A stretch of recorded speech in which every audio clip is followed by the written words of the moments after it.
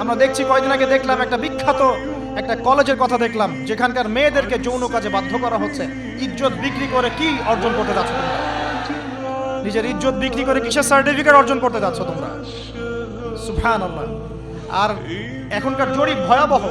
এখন অ্যাডাল্ট ছেলেদের মধ্যে 10 জনের মধ্যে 5 জন বিয়ের আগেই যৌন সম্পর্ক করেছে।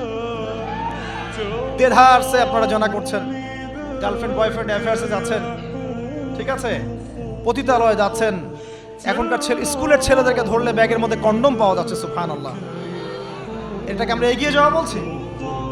অথচ যদি যদি প্রাপ্তবয়স্ক, গভর্নমেন্টের আইনে কি আছে, 21 বছর না ছেলেদের?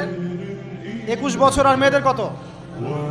21-18 হওয়ার পরেও যদি কেউ বিয়ে করতে চায়, সমাজ তাকে মেনে নিতে যাচ্ছে না। সমাজ বিয়েটাকে কঠিন করছে, জেনাকে সহজ করছে। যত বেশি বিয়েকে কঠিন করবেন, জেনা